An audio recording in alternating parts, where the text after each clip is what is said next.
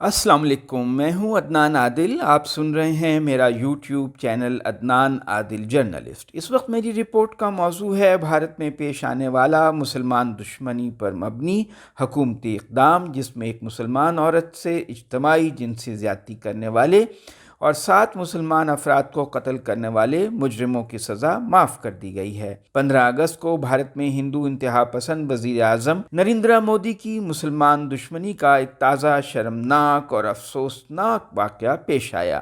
ایک مسلمان خاتون بلقیس بانو کو 20 سال پہلے اجتماعی ریپ کا نشانہ بنانے والے اور 7 مسلمان افراد کے قتل کے مجرم 11 افراد کو عمر قید کی سزا ہوئی تھی، لیکن بی جے پی کی حکومت نے یہ سزا معاف کر دی ہے۔ یہ واقعہ مارچ سن 2002 میں پیش آیا تھا۔ 2 سال بعد ملزم گرفتار کیے گئے تھے، 4 سال کیس چلا تھا۔ 2008 میں مجرموں کو سزا سنائی گئی تھی اور اس کے 14 سال بعد گجرات کی صوبائی حکومت نے سزا معاف کر دی۔ گجرات میں بی جے پی کی حکومت ہے۔ مجرموں کو فوراً ہی جیل سے رہا کر دیا گیا اور ہندو انتہا پسندوں نے انہیں ہار پہنائے۔ جن مجرموں کو معافی دی گئی ہے ان کے نام ہیں جسونت گووند، شلیش بھٹ، متیش بھٹ، رمیش چندانا، رادھے شیام، بپن چندر، کیسر وہنیا، باکا بھائی وہنیا، پردیپ موردھیا، راجو بھائی سونی۔ مجرموں میں 5 پولیس والے اور 2 ڈاکٹر بھی شامل تھے جن پر کیس کے شواہد میں گڑبڑ کرنے کا الزام تھا۔ اس واقعے کی تفصیل رونگٹے کھڑے کر دینے والی ہے، یعنی وہ واردات جس میں ان لوگوں کو سزا سنائی گئی تھی۔ سال 2002 میں بھارت کے صوبے گجرات میں فرقہ وارانہ فسادات ہوئے تھے۔ گجرات کے شہر احمد آباد کے قریب واقع ایک گاؤں رندھیک پور میں پیش آیا تھا۔ اس وقت جان بچانے کے لیے بلقیس بانو نامی ایک خاتون اپنی 3 سالہ بیٹی اور دیگر 15 افراد کے ساتھ بھاگیں۔ 3 مارچ کو انہوں نے ایک کھیت میں پناہ لی جب درانتیوں، تلواروں اور لاٹھیوں سے لیس 20 سے 30 لوگوں کے ہجوم نے ان پر حملہ کیا اور بلقیس بانو کو اجتماعی زیادتی کا نشانہ بنایا۔ اس وقت ان کی عمر 20-21 سال کے قریب تھی۔ وہ 5 ماہ کی حاملہ تھیں، جبکہ حملہ آوروں نے ان کے خاندان کے 7 افراد کو بے دردی سے قتل کیا۔ ان میں بلقیس بانو کی 2.5-3 سالہ بیٹی بھی شامل تھیں، جس کا سر دیوار سے پٹخ پٹخ کر مارا گیا، حتیٰ کہ وہ موت کے منہ میں چلی گئی۔ یہ کام شلیش نامی اس شخص نے کیا جو پہلے گاؤں میں ان کے گھر آتا جاتا تھا اور ایک مرتبہ چائے پی کر گیا تھا۔ بلقیس کی فیملی کے 6 دیگر ارکان فرار ہو گئے تھے۔ افسوس کی بات یہ ہے کہ جن لوگوں نے بلقیس بانو کو زیادتی کا نشانہ بنایا ان میں سے کچھ لوگ ان کے ہمسائے تھے اور ان سے گھریلو تعلقات تھے۔ وہ انہیں کہتی رہیں کہ وہ اس کے بھائیوں کی طرح ہیں، وہ یہ کام نہ کریں۔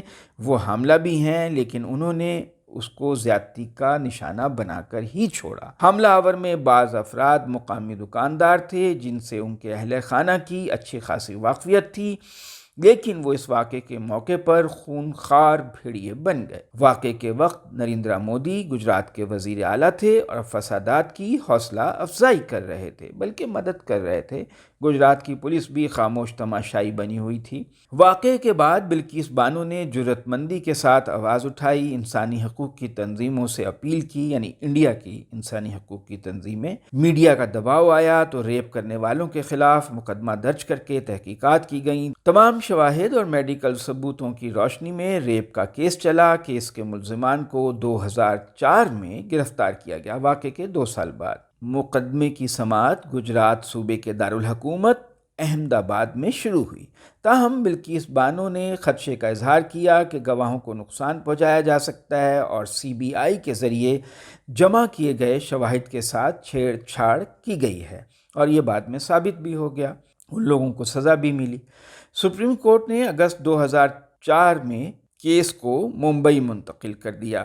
کئی سماعتوں اور میڈیا میں مسلسل موضوع بحث رہنے کے بعد 20 جنوری 2008 میں سینٹرل بیورو آف انویسٹیگیشن کی تفتیش کے بعد ایک خصوصی عدالت نے تمام ملزمان کو عمر قید کی سزا سنائی۔ ان کو قصوروار ٹھہرایا کہ یہ ریپ میں بھی ملوث تھے اور قتل میں بھی۔ اس فیصلے کو ممبئی ہائی کورٹ نے بھی برقرار رکھا۔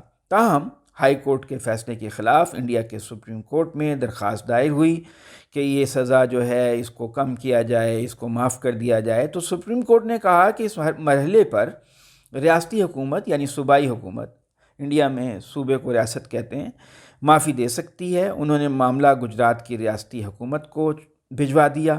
یہ خاصی بددیانتی پر مبنی فیصلہ تھا سپریم کورٹ کا۔ انڈین سپریم کورٹ چاہتی تو یہ اپیل مسترد کر سکتی تھی۔ گجرات میں 1995 سے مسلسل بی جے پی کی صوبائی حکومت قائم ہے۔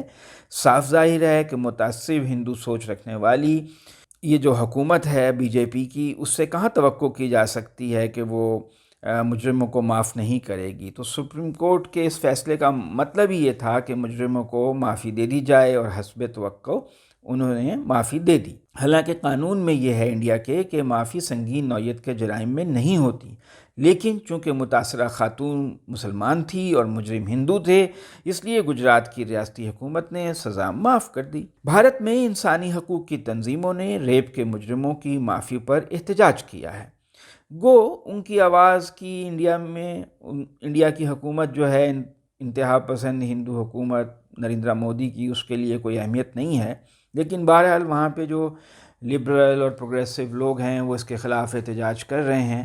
ان تنظیموں کا کہنا ہے کہ بھارتی جیلوں میں کئی ایسے قیدی موجود ہیں جن کی سزا پوری ہو چکی ہے، مگر پھر بھی انہیں کسی خطرناک گینگ کا حصہ ہونے کے شبے میں رہا نہیں کیا جا رہا۔ دوسری طرف حکومت ایسے مجرموں کو رہا کر رہی ہے جو ان تنظیموں کے مطابق، یعنی جو وہاں کی انسانی حقوق کی تنظیمیں ہیں، ان کا کہنا ہے کہ یہ سراسر ناانصافی ہے۔ مضحکہ خیز بات یہ ہے کہ بھارت کے انتہا پسند وزیر اعظم نریندر مودی نے بھارتی یوم آزادی پر یعنی 15 اگست کو لال قلعے میں خطاب کیا اور دیگر باتوں کے ساتھ خواتین کے احترام کی بات کی۔ وہ اپنی تقریروں میں ناری شکتی کا لفظ استعمال کرتے ہیں، ناری عورت، شکتی حفاظت، یعنی عورتوں کی حفاظت۔ مثل مشہور ہے نا کہ بغل میں چھری منہ میں رام رام۔ اب اس معافی کے بعد یعنی یہ جو مجرم رہا ہو گئے ہیں اپنی سزا پوری کیے بغیر، بعض لوگ تنقید کے ساتھ ناری شکتی کا لفظ استعمال کر کے مودی کا مذاق اڑا رہے ہیں۔ تو جناب، آپ نے میری رپورٹ سنی، اب آپ میرے چینل کو سبسکرائب کیجئے۔ شکریہ۔